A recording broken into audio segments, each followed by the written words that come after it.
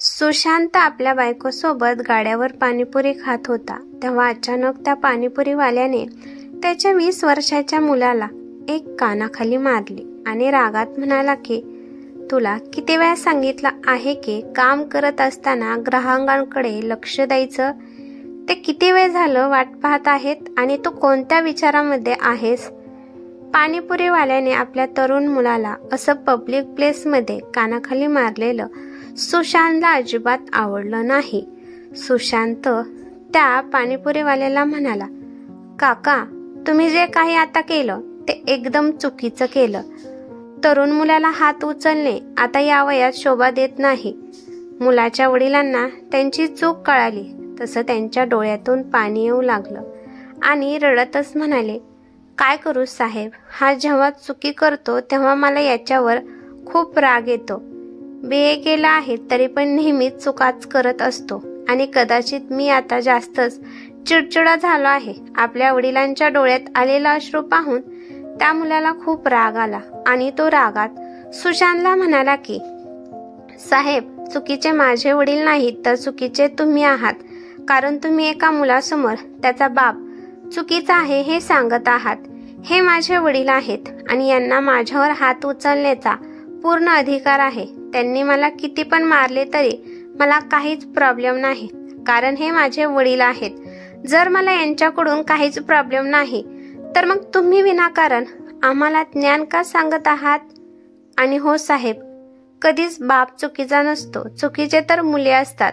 सुशांतला कडवड बोलणं ऐकून तो मुलगा आपल्या वडिलांचे डोळे पुसत म्हणाला की बाबा, स्वतःला दुःखी करू नका.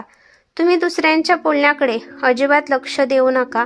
जेव्हा तुम्ही मला मारता तेव्हा मला खूप चांगले वाटते. मला वाईट तेव्हा वाटते जेव्हा खूप दिवस तुम्ही काहीच मला मारत नाही. तेव्हा मी विचार करतो की बाबा मला का मारत नाहीत. कदाचित त्यांना माझी काहीच काळजी नाही. सुशांत आणि त्याची बायको आणि मुले त्या बापलेकाकडे वेगळ्या नजरेने पाहत होते. सुशांतची बायको तर त्याच्याकडे या नजरेने अशी बघत होती. त्याची भाषा सुशांतला कळत होती. ती म्हणत होती की दुसऱ्यांच्या भानगडीत अजून पडा. सुशांतने लगेचच पाणीपुरीवाल्याला त्याचे पैसे दिले आणि तेथून तो निघून गेला. थोड्या वेळानंतर एका हॉटेलमध्ये त्याने गाडी थांबवली. सगळे जेवण करू लागले, परंतु सुशांतच्या मनात हालचाल निर्माण झाली होती. जणू मनामध्ये जे आहे झाकून ठेवलं होतं कदाचित ते आता उघडलं गेलं होतं. यावेळी त्याला त्याच्या वडिलांची खूप आठवण आली होती. 10 वर्षापूर्वी सुशांत आपल्या वडिलांवर नाराज होऊन कायमचा शहरात निघून आला होता. त्यानंतर तो घरी गेला नाही. छोटस तर कारण होतं. त्या दिवशी सुशांत घरी उशिरा आला होता आणि त्याचे वडील सुशांतला त्याच्या बायकोच्या समोरच ओरडत होते. सुशांतला राग आला आणि तो म्हणाला, बाबा, आता मी मोठा झालो आहे, त्यामुळे तुम्ही अशा पद्धतीने मला आता ओरडू शकत नाही. त्याच्या वडिलांना खूप राग आला. ते म्हणाले की तू माझ्यापेक्षा मोठा झाला आहेस का, मला ज्ञान शिकवत आहेस. असं म्हणून त्यांनी पायातली चप्पल त्याच्याकडे फेकली, परंतु त्याला ती चप्पल लागली नाही. त्यानंतर सुशांत शांतपणाने त्याच्या खोलीत आला. त्याची बायको त्याच्या परिस्थितीवर हसत होती. बाहेर त्याचे वडील बडबड करत होते, खूप मोठा साहेब झाला आहेस का. जर तुला या घरात राहायचे असेल तर माझे सगळे नियम ऐकावे लागतील. तुझ्यासाठी मी वेगळे नियम बनवू शकत नाही. मी तुला 100 वेळा सांगितलं आहे की रात्रीच्या 10 वाजायच्या आधी घरात तुझं पाऊल असलं पाहिजे. बाहेर मित्रांच्या सोबतीने बसून तुला वाईट सवय लागेल, परंतु तू माझं काहीच ऐकत नाहीस. आतमधून सुशांत पण ओरडत म्हणाला की मला पण या घरात आता राहायचे नाही. सकाळीच मी हे घर सोडून जाणार आहे. मला आता तुमचे टोमणे सहन होत नाहीत. त्याचे वडील दुप्पट रागाने म्हणाले, सकाळी कशाला जातोस, आताच निघून जा. या घरात राहत आहेस म्हणल्यावर माझं तुला ऐकावेच लागेल. सुशांतच्या मनात खूप राग निर्माण झाला. तो पहाटे 4 वाजताच त्याच्या बायकोला घेऊन शांतपणाने तेथून निघून गेला. सुशांत आई वडील भाऊ बहिणी सगळ्यांना सोडून कायमचा आला होता. घरात सगळे त्याच्या वडिलांना घाबरत होते, परंतु सुशांत आपल्या वडिलांपुढे न घाबरता बोलत होता, कारण त्यांना नेहमी वाटत होतं की त्यांचे वडील चुकीचे आहेत. पण आज त्या पाणीपुरीवाल्या मुलाचं बोलणं त्याला आठवलं की बाप कधी चुकीचा नसतो. चुकीचे तर मुले असतात. म्हणजे मी पण चुकीचा आहे का?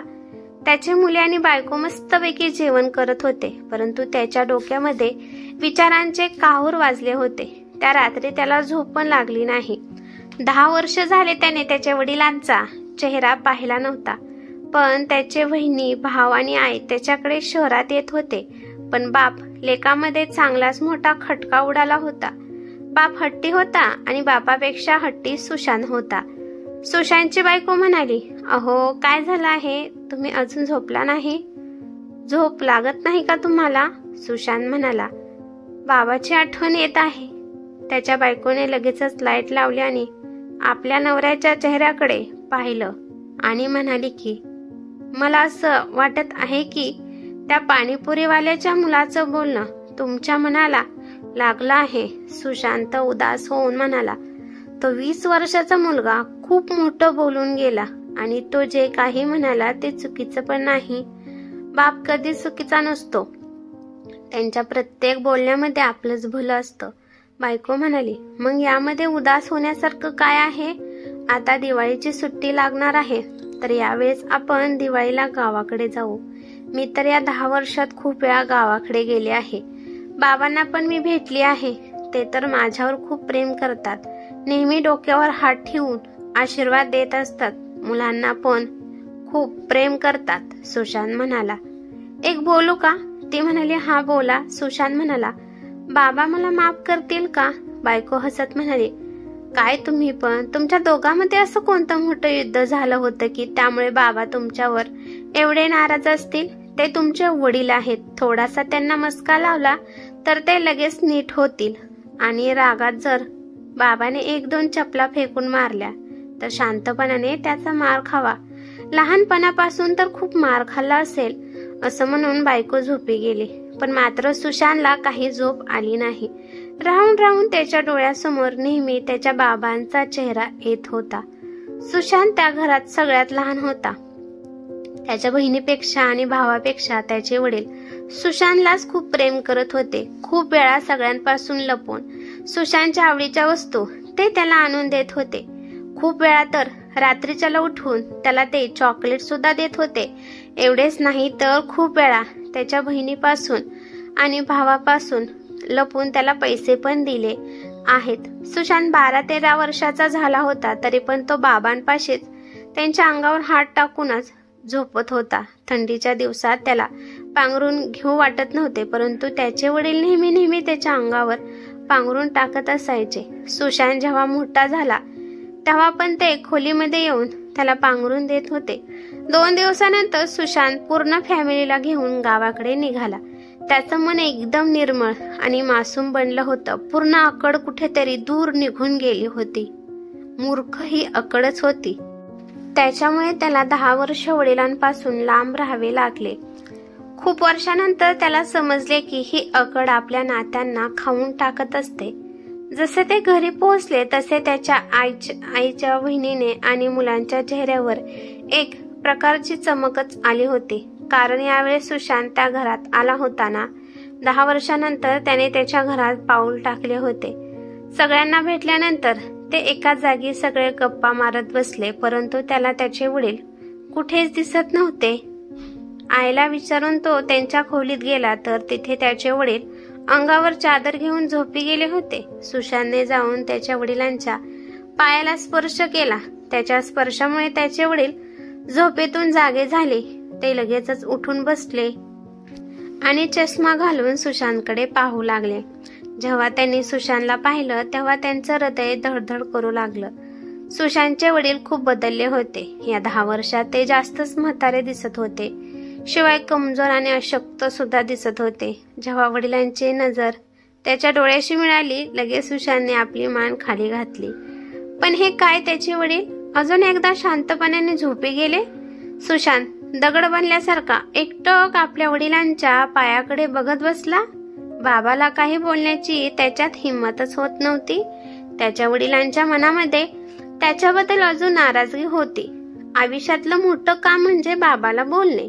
मोठा झाल्यावर जेव्हा त्याला पैशाची गरज होते तेव्हा तो आईला बोलत होता. नंतर जेव्हा त्याचा भाऊ कमवू लागला तेव्हा तो भावाला मागू लागला. आज तर 10 वर्षानंतर त्याला बाबासोबत बोलावे लागणार होते. हे खूप कठीण काम होते. सुशांत बाहेर आला आणि त्याच्या 8 वर्षाच्या मुलाला रोहनला घेऊन आतमध्ये गेला. सुशांत त्याच्या मुलाला रोहनला याच्यामुळे घेऊन गेला की त्या दोघांमध्ये काहीतरी बोलणे होईल. रोहनने त्याच्या आजोबांच्या चेहऱ्यावरील चादर साईडला केली आणि म्हणाला, आजोबा बघा, बाबांना तुम्हाला काहीतरी बोलायचं आहे. सुशांतचे वडील अजून एकदा तोंडावर चादर घेत म्हणाले की तुझ्या बापाला सांग की इथून निघून जा, मला त्याच्यासोबत काही सुद्धा बोलायचं नाही. वडिलांचे बोलणे ऐकून सुशांतने त्याच्या वडिलांचे पाय धरले. त्याला खूप बोलू वाटत होते, परंतु यावेळी त्याच्या डोळ्यातील मात्र अश्रू आले आणि ते अश्रू त्याच्या वडिलांच्या पायावर टपाटपा पडले. रोहन म्हणाला, बघा की आजोबा, बाबा रडत आहेत. सुशांतचे वडील भरल्या गळ्याने म्हणाले की तू रडत आहे हे तुझ्या मुलाला दिसले, पण मी 10 वर्षापासून रडत आहे, ते मात्र कुणाला दिसले नाही का? सुशांत रडत म्हणाला, बाबा मला माफ करा. खूप वर्षानंतर कळाले की तुम्ही चुकीचा नव्हता. चुकीचा तर मी होतो. कदाचित त्याचे वडील सुशांत कधी माफी मागत आहे याची वाट पाहत होते. ते लगेचच उठून बसले आणि त्याला म्हणाले, इकडे माझ्यापाशी येऊन बस. खूप वर्ष झालं तुला मिठीत घेतले नाही. खूप वेळा मनात आलं की सगळी आकड बाजूला सारून तुझ्याकडे यावं, पण तू तर दगड बनला होतास. तुला पाजर अजिबात फुटत नव्हते. 10 वर्षानंतर सुशांतने पण आपल्या वडिलांना कडकडून मिठी मारली. त्या मिठीमध्ये त्याला दुनियाभराची शांतता मिळाली. त्याला असं जाणवलं की खूप मोठ्या झाडाच्या सावलीत आलो आहे. आता त्याचे वडील एकदम सडपातळ झाले होते. त्याचे वडील लहान मुलासारखे उत्साहाने फटाके उडवत होते. त्यांना पाहून असं वाटत होतं की 10 वर्षाच्या वनवासानंतर ते दिवाळी साजरी करत आहेत. दिवाळी झाल्यानंतर सुशांत त्याच्या आईला आणि वडिलांना घेऊन शहरात आला. काही महिन्यांनी लगेचच त्याच्या वडिलांच्या तब्येतीत सुधारणा त्याला दिसू लागली. बाप ही देवाने आपल्याला दिलेली अनमोल देणगी आहे. वडील हे आपल्या मुलांचे भाग्य निर्माता आहेत. वडील आपल्या मुलांसोबत गुरु, भाव आणि मित्राची भूमिका बजावतात. कुटुंबाची काळजी घेणे ही वडिलांची जबाबदारी असते. मूल आपल्या वडिलांना खरा हिरो मानतात. जीवनात संघर्ष करून कुटुंबाला आनंद देण्याचे काम फक्त बापच करू शकतो. ही कथा कशी वाटली ते मला कमेंट करून नक्की सांगा. कथा आवडली तर लाईक शेअर नक्की करा आणि चॅनेलवरती नवीन असाल तर सबस्क्राईब करायला विसरू नका. धन्यवाद.